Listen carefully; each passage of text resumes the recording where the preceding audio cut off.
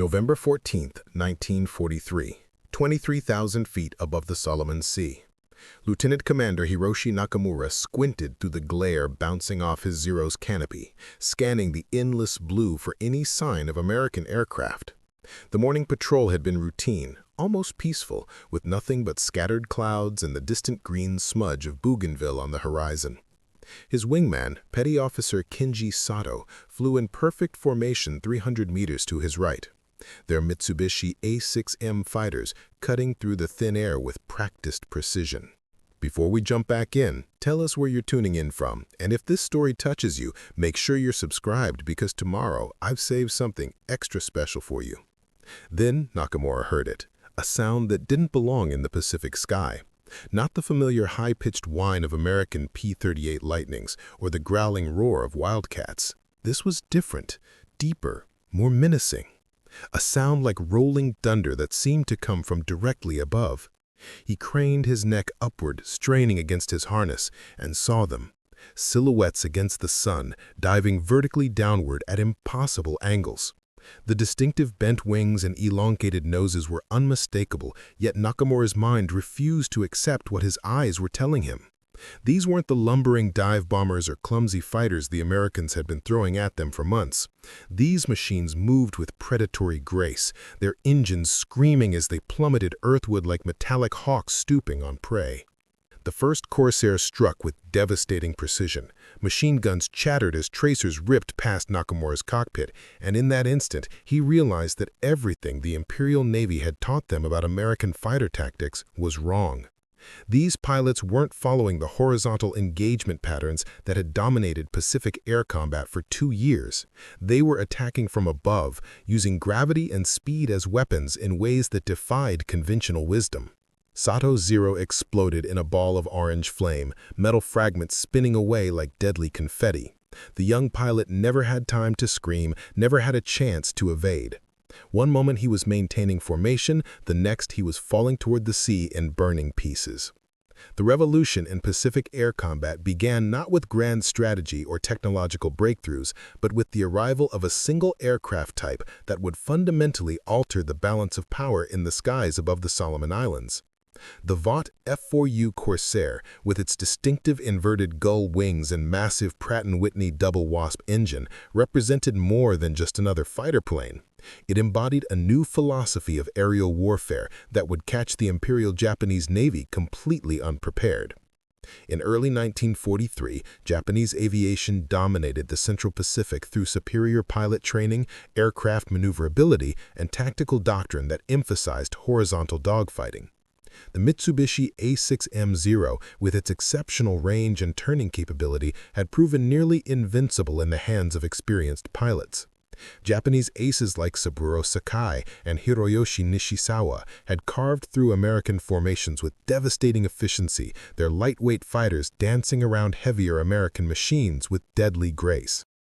The Imperial Navy's tactical manual, distributed to every fighter squadron in the Pacific, emphasized specific engagement protocols that had served them well since Pearl Harbor.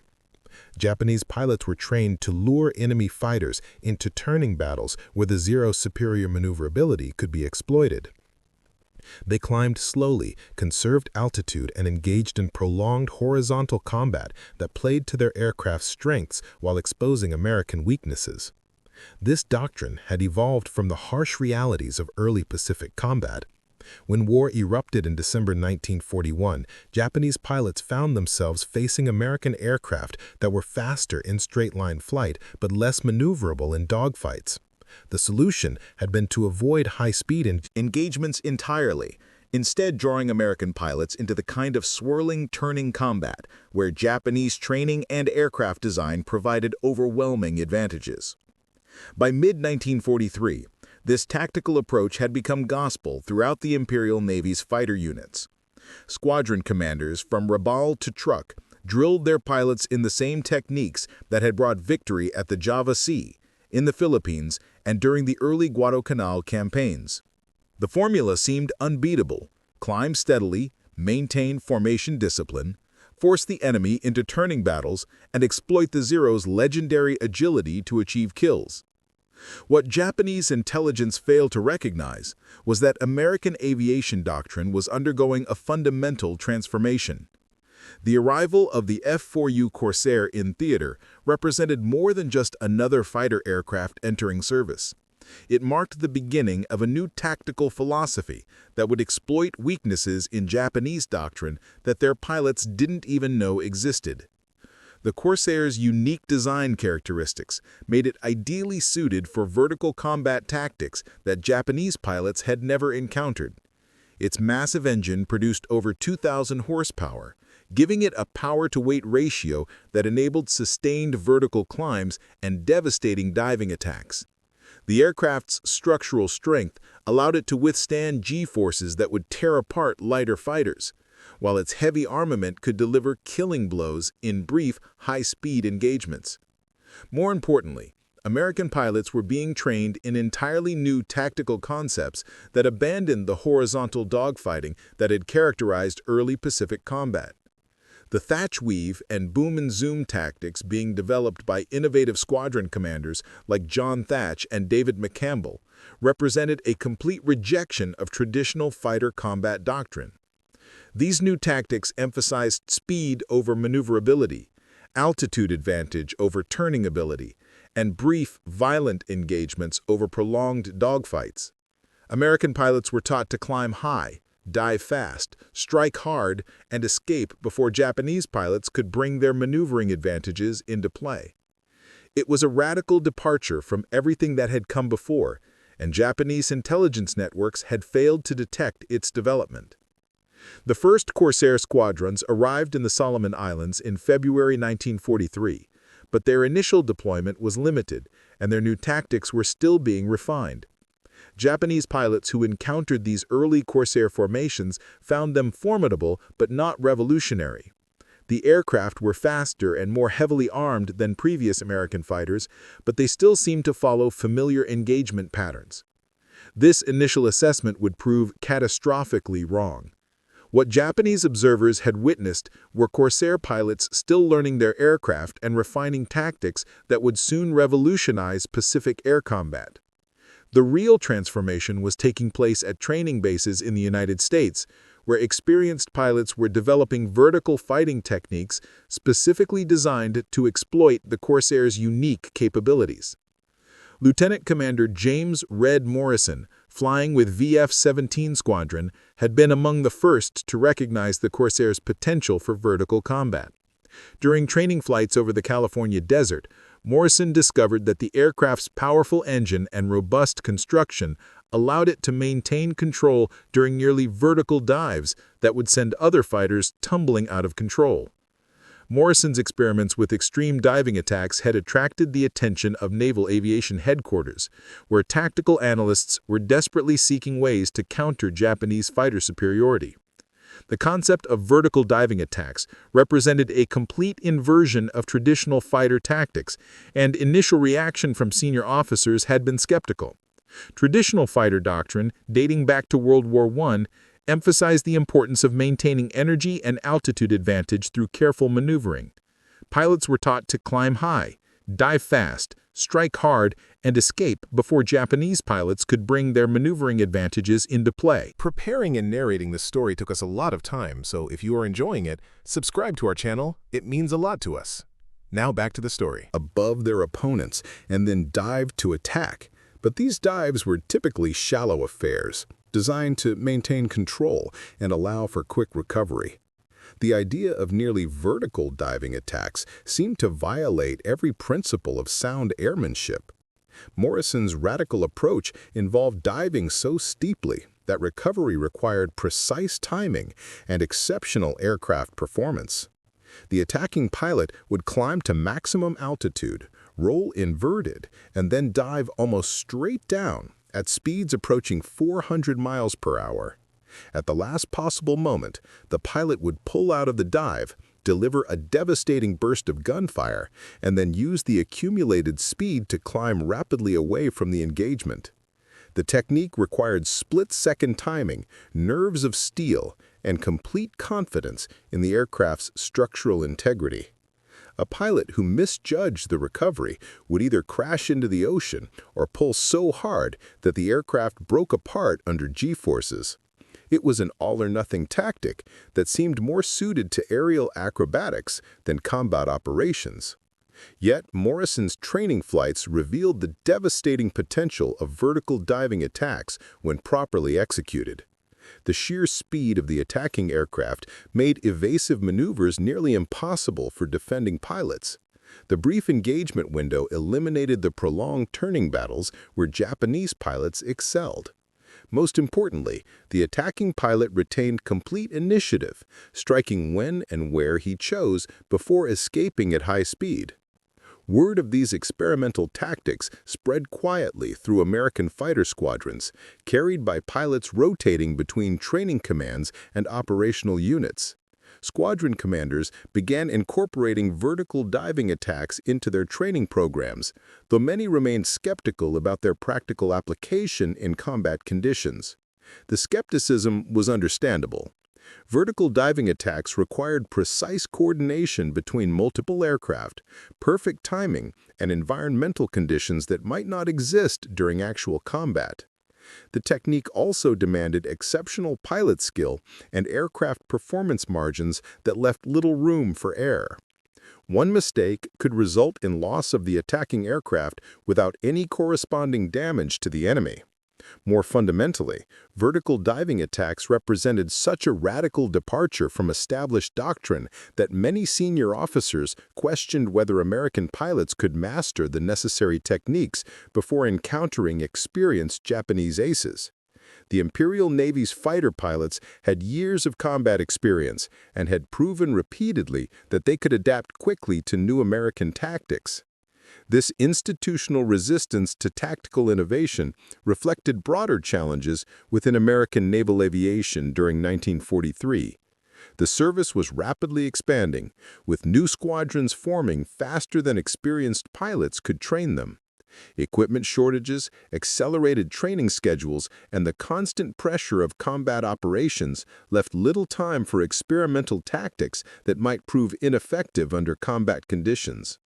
Yet, a small group of innovative squadron commanders continued developing vertical diving techniques, convinced that the Corsairs' unique capabilities offered opportunities that traditional tactics couldn't exploit. These officers worked quietly within the system, training selected pilots in the new techniques while maintaining official adherence to established doctrine. The secrecy surrounding vertical diving attack development was both practical and necessary. American intelligence had learned that Japanese agents were actively monitoring American training activities, seeking information about new aircraft and tactics.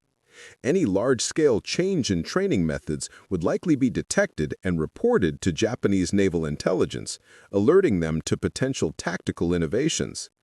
By keeping vertical diving attacks limited to small groups of experienced pilots, American commanders hoped to achieve tactical surprise when the techniques were finally employed in combat. The element of surprise would be crucial, as Japanese pilots were accustomed to evasive maneuvers that could counter traditional tactics. Yet, as Morrison proved in his training flights, any humble trial like this one may unleash the power of a game-changing surprise. With war growing day by day, let's find out how Morrison actually performed this tactic in combat. Pilots would need time to develop countermeasures once they encountered the new tactics. This careful approach to tactical development reflected lessons learned from earlier innovations that had been compromised by premature disclosure. The thock weave, for example, had been highly effective initially, but had lost much of its advantage once Japanese pilots learned to recognize and counter the tactic. American commanders were determined not to repeat this mistake with vertical diving attacks. The training process for vertical diving attacks was extraordinarily demanding, even by the standards of experienced combat pilots. Candidates were selected based on exceptional flying skills, proven combat experience, and demonstrated ability to perform under extreme stress. Even then, the failure rate during training was significant, with many pilots unable to master the precise timing required for safe execution.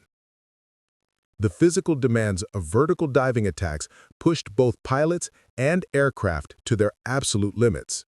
The initial dive created forces that pressed pilots deep into their seats, while the recovery pullout generated G-forces that could cause unconsciousness if not properly managed. Pilots had to learn to function effectively while experiencing physiological stress that exceeded anything encountered in conventional combat.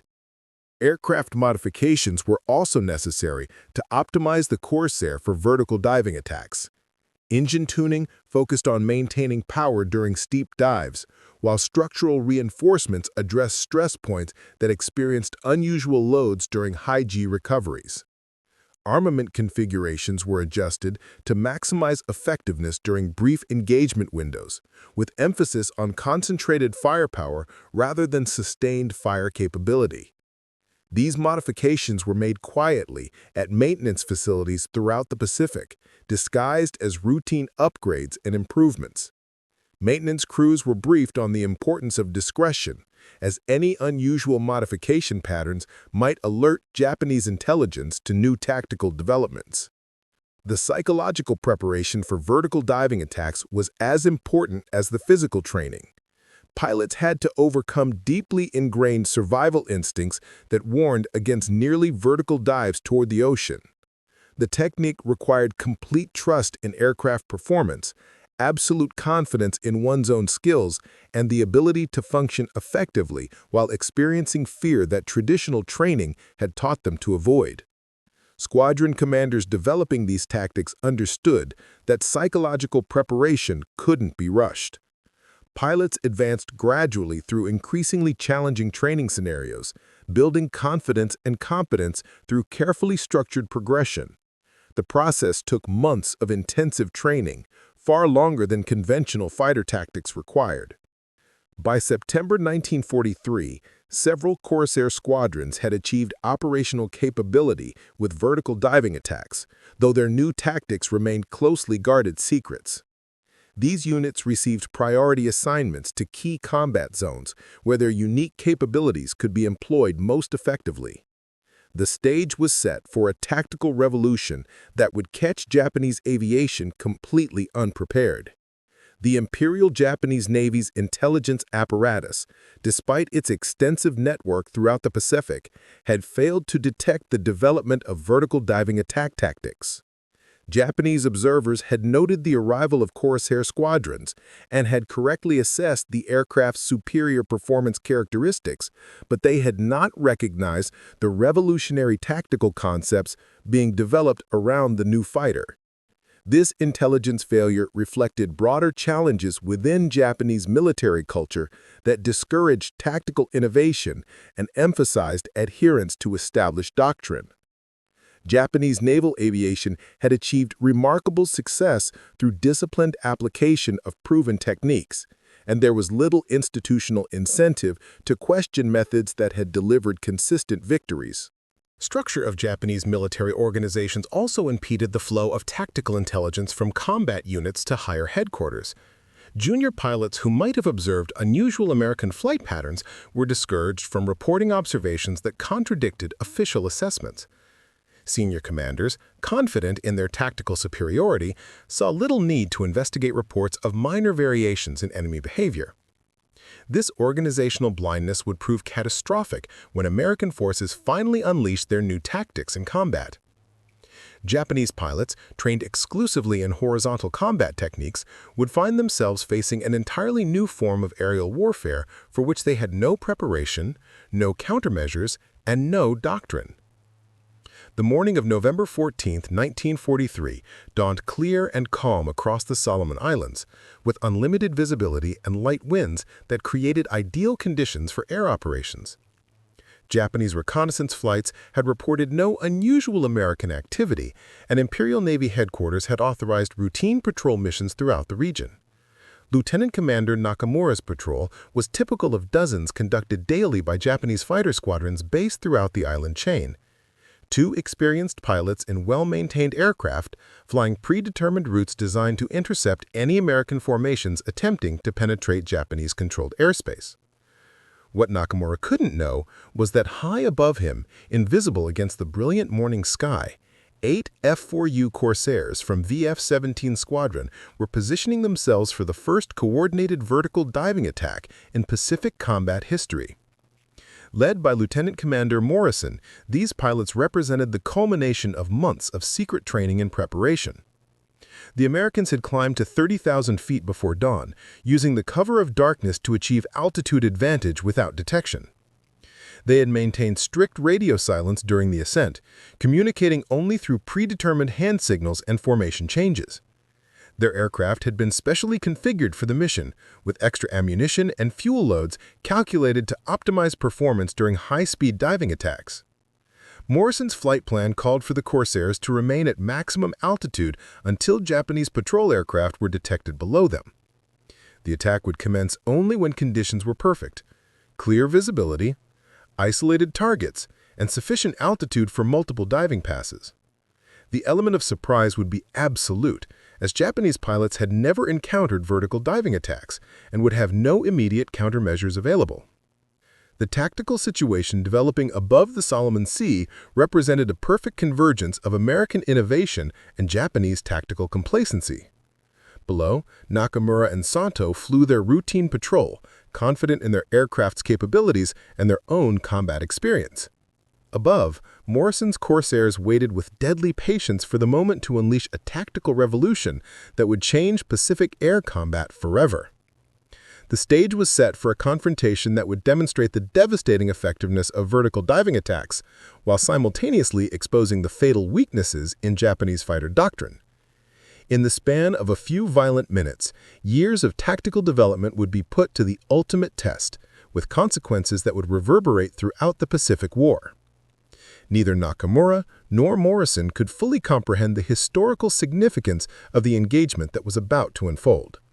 For the Japanese pilot, it would represent a shocking introduction to new forms of aerial warfare that challenged everything he had learned about combat flying.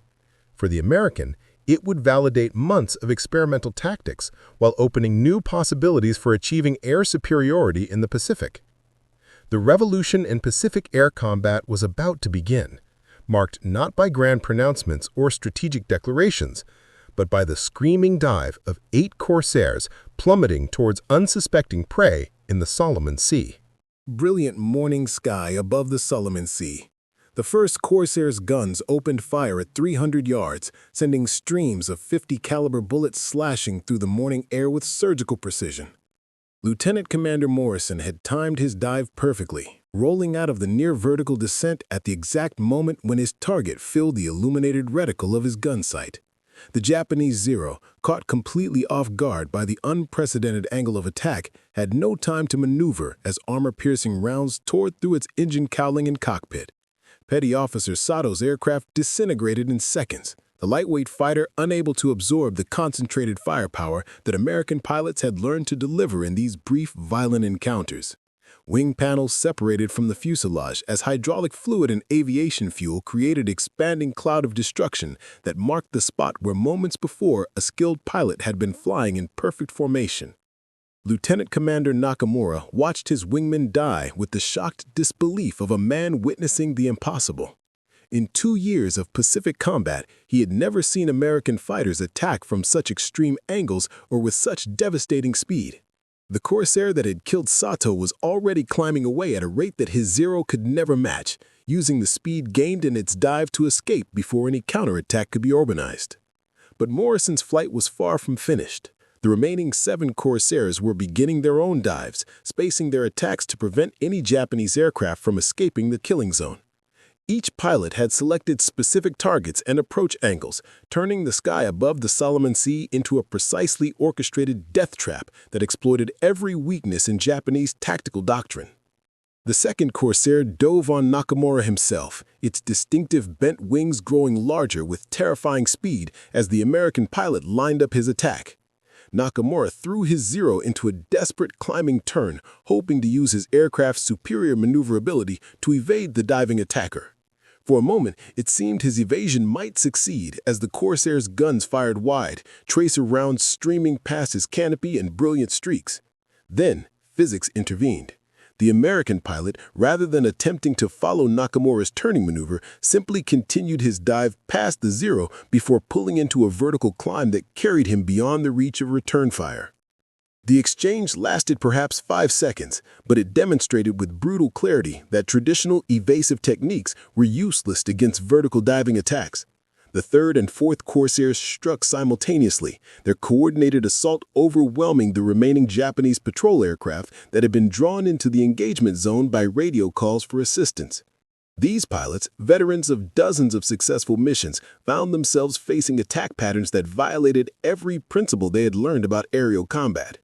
Squadron leader Takeshi Yamamoto, leading 4 zeros in what he believed would be a routine interception of American fighters, instead flew directly into the most sophisticated fighter trap ever deployed in Pacific skies. His formation, approaching in standard line abreast configuration, presented perfect targets for American pilots who had spent months training for exactly this scenario. The Corsairs struck from directly overhead, their engines screaming as they plummeted earthward at speeds that made evasive maneuvers impossible.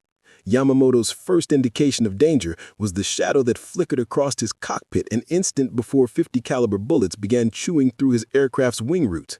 He tried to roll away from the attack, but the American pilot had anticipated this maneuver and adjusted his aim accordingly. Yamamoto's Zero lost its port wing in a shower of metal fragments and burning fuel, sending the aircraft into an uncontrollable spin that carried him toward the ocean far below. He fought desperately to regain control, but the structural damage was too severe. His last radio transmission was a warning to other Japanese units that American fighters were employing completely new tactics that rendered conventional countermeasures ineffective. The massacre in the skies above the Solomon Sea lasted exactly 11 minutes, from the first diving attack to the final American withdrawal. When it ended, 12 Japanese aircraft had been destroyed without the loss of a single Corsair. More importantly, surviving Japanese pilots carried back reports of American tactical innovations that would send shockwaves throughout the Imperial Navy's aviation command structure. The immediate aftermath revealed the devastating psychological impact of vertical diving attacks on Japanese fighter doctrine.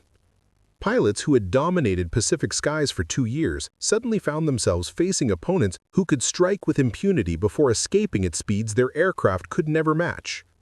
The fundamental assumptions underlying Japanese air superiority had been shattered in a few minutes of concentrated violence. Radio intercepts captured frantic Japanese communications that surviving pilots attempted to describe attacks they could barely comprehend.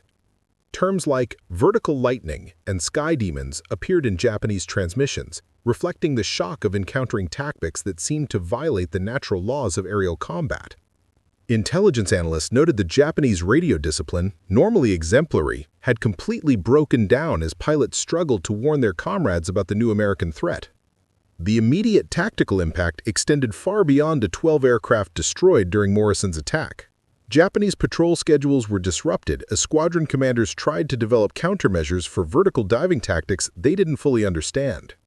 Fighter formations were reorganized to provide better vertical coverage, but these changes came at the cost of reduced effectiveness in traditional horizontal engagements. More critically, Japanese pilot confidence began to erode as reports of similar attacks spread throughout the Solomon Islands theater. The psychological dominance that Japanese aviation had enjoyed since Pearl Harbor started cracking as American fighters demonstrated capabilities that seemed to render zero advantages irrelevant. Lieutenant Commander Morrison's after-action report, filed immediately upon his squadron's return to base, documented not only the tactical success of vertical diving attacks, but also their broader implications for Pacific air warfare. His analysis noted that Japanese pilots had shown no awareness of vertical threat capabilities and had employed no defensive measures specifically designed to counter high-speed diving attacks. Morrison's observations proved prophetic. Within weeks of the first successful vertical diving attack, American Corsair squadrons throughout the Pacific began receiving classified instructions for implementing similar tactics. The techniques that had been developed in secrecy at California training bases were rapidly disseminated to operational units eager to exploit their new tactical advantages. The deployment process required careful coordination to maintain the element of surprise that made vertical diving attacks so effective. Squadron commanders were briefed on proper employment techniques, target selection criteria, and mission planning requirements that maximize success while minimizing risk to attacking aircraft. Training programs were established at forward bases to bring newly arrived pilots up to operational standards as quickly as possible. These accelerated courses condensed months of development work into intensive 2-week programs that focused on essential skills while eliminating theoretical components that weren't immediately applicable to combat conditions. Do tactics throughout his theater of operations. Similar authorization came from Admiral Chester Nimitz at Pacific Fleet Headquarters, who recognized that vertical diving attacks represented the first tactical innovation since Pearl Harbor that could fundamentally alter the balance of air power in the Pacific. Resources were immediately allocated to support expanded training programs and aircraft modifications needed to optimize Corsair performance for the demanding requirements of vertical combat. The modifications proved extensive and technically challenging. Engine tuning focused on maintaining maximum power output during prolonged dives while preventing overheating that could cause catastrophic failure at critical moments. Structural reinforcements addressed stress concentration points that experienced unusual loading during high-G recovery maneuvers. Armament configurations required complete reconsideration of traditional fighter-gun arrangements. The brief engagement windows characteristic of vertical diving attacks demanded concentrated firepower that could achieve kills in seconds, rather than the sustained fire patterns used in conventional dogfighting. Ammunition loads were increased while gun harmonization was adjusted to optimize effectiveness at the specific ranges where vertical attacks were most effective. Communication equipment modifications enabled better coordination between multiple aircraft during complex diving attacks. Radio procedures were developed that allowed attack leaders to direct coordinated strikes while maintaining the radio silence necessary to preserve tactical surprise. Navigation equipment upgrades helped pilots maintain precise formation positions during climbs to attack altitude and subsequent dives toward targets far below. The vertical separation distances involved in these attacks exceeded anything encountered in conventional fighter operations, requiring enhanced situational awareness capabilities that standard equipment couldn't provide. The comprehensive nature of these modifications reflected recognition that vertical diving attacks represented an entirely new form of aerial warfare rather than simply an evolution of existing techniques. Every aspect of aircraft design, pilot training, and tactical employment had to be reconsidered in light of the unique requirements imposed by vertical combat operations. Japanese attempts to develop countermeasures began immediately after the first devastating encounters with American vertical diving attacks, but these efforts were hampered by fundamental limitations in both aircraft design and tactical doctrine. The Mitsubishi Zero, optimized for horizontal maneuverability and extended range, lacked the structural strength and power-to-weight ratio necessary to compete effectively in vertical combat scenarios. Imperial Navy engineers initiated crash programs to develop modified Zero variants with improved climbing performance and enhanced structural integrity, but these efforts required months of development work the Japanese forces couldn't afford. Meanwhile, American Corsair squadrons continued refining their vertical tactics while expanding their operational deployment throughout the Pacific theater. Attack positions.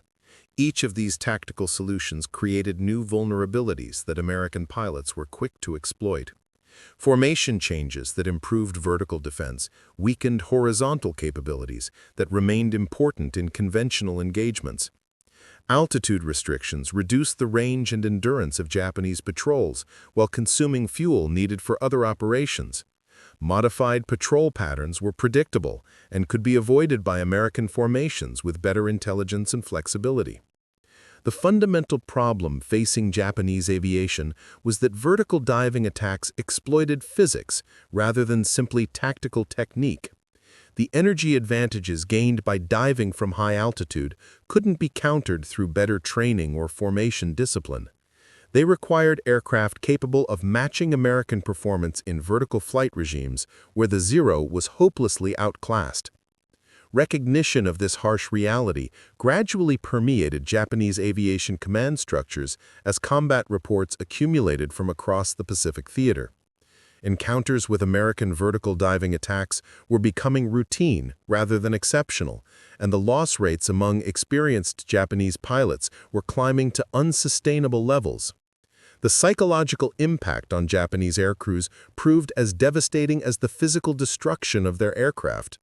Pilots who had dominated Pacific skies for 2 years found themselves reduced to defensive postures that negated their training and experience. The aggressive tactics that had brought victory after victory were suddenly suicidal when employed against opponents who could strike from above with impunity. Squadron morale declined rapidly as pilots realized that their aircraft and tactics were becoming obsolete in the face of American innovations they couldn't counter. Combat reports from this period reflect growing desperation among Japanese aircrews who continued flying increasingly dangerous missions despite knowing that their chances of survival were diminishing with each encounter. The broader implications of American tactical success extended far beyond individual air battles to encompass the entire strategic balance of the Pacific War.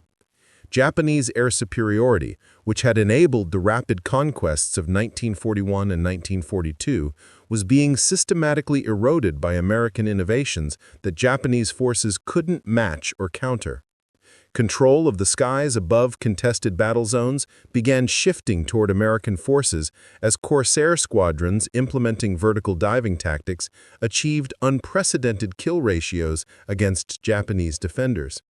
The air cover that had protected Japanese naval operations and ground positions was weakening just as American offensive capabilities were reaching their peak effectiveness. The timing of this tactical revolution proved particularly catastrophic for Japanese strategic planning. Major operations scheduled for late 1943 and early 1944 depended on air superiority that was rapidly disappearing as American vertical diving attacks decimated Japanese fighter strength throughout the Pacific theater. Naval engagements that had previously favored Japanese forces because of superior air cover now became increasingly dangerous as American carrier aircraft gained tactical advantages that Japanese pilots couldn't overcome. The careful balance of naval aviation that had characterized early Pacific battles was shifting decisively toward American superiority. Forces couldn't match. Intelligence reports from this period reveal growing awareness within Japanese command structures that the tactical balance of air power had shifted fundamentally and irreversibly. Senior officers who had planned operations based on continued air superiority were forced to acknowledge that this advantage no longer existed. The response at the highest levels of Japanese military leadership reflected both recognition of the crisis and inability to address its underlying causes. Resources were diverted from other programs to accelerate aircraft development, but these efforts couldn't produce results quickly enough to affect ongoing operations. Training programs were modified to emphasize defensive tactics and survival techniques rather than the aggressive methods that had previously characterized Japanese pilot instruction. This shift represented admission that Japanese aviation was transitioning from offensive to defensive postures throughout the Pacific theater. Production priorities were adjusted to focus on aircraft types better suited to vertical combat, but Japanese industry lacked the capacity to manufacture advanced fighters in sufficient quantities to replace losses that were mounting faster than replacement aircraft could be produced. The fundamental challenge facing Japanese aviation was that American tactical innovations had created advantages that couldn't be overcome through incremental improvements or minor modifications. The physics of vertical diving attacks required aircraft performance capabilities that Japanese design and manufacturing simply couldn't match within wartime constraints. By early 1944, the transformation of Pacific air combat was complete. American Corsair squadrons equipped with vertical diving tactics had achieved air superiority throughout most contested zones, while Japanese fighter strength had been reduced to levels that could no longer support major offensive operations. The tactical revolution that began with Morrison's attack above the Solomon Sea had grown into strategic transformation that altered the fundamental balance of the Pacific War. Japanese pilots who had once terrorized Allied formations now flew defensive patrols in aircraft that were increasingly obsolete against opponents who struck from dimensions they couldn't counter. The legacy of vertical diving tactics extended far beyond their immediate military impact to influence post-war aviation development and tactical doctrine. The techniques pioneered by American Corsair squadrons became foundational elements of jet-age fighter combat, while the lessons learned about tactical innovation and adaptation influenced military thinking for decades. The pilots who survived these revolutionary changes carried forward insights about aerial warfare that shaped the next generation of fighter doctrine. Their experiences demonstrated that tactical advantage could shift rapidly and decisively when innovative techniques were properly developed and deployed. The aircraft that made vertical diving attacks possible, the F4U Corsair, became legendary not only for its performance characteristics, but for its role in pioneering combat techniques that redefined what was possible in aerial warfare. Its distinctive silhouette became synonymous with American air superiority in the Pacific. The Japanese pilots who faced these new tactics, those who survived, became witnesses to one of the most dramatic tactical transformations in military history. Their accounts provided valuable lessons about the importance of tactical innovation and the dangers of doctrinal complacency in rapidly evolving combat environments. The morning of November 14, 1943, had dawned with routine patrol missions and familiar tactical certainties. By evening, the fundamental nature of Pacific air combat had been transformed by innovations that would influence aerial warfare for generations. The revolution begun in secrecy at California training bases had achieved its full potential in the skies above the Solomon Sea.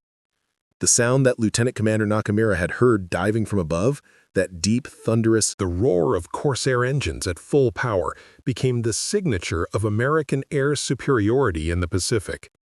It marked the end of Japanese tactical dominance and the beginning of an era when American innovations would drive the pace of aerial warfare development. The vertical diving attacks that had seemed impossible to defend against in November 1943 became routine tactics employed by American fighter squadrons throughout the remaining years of the Pacific War.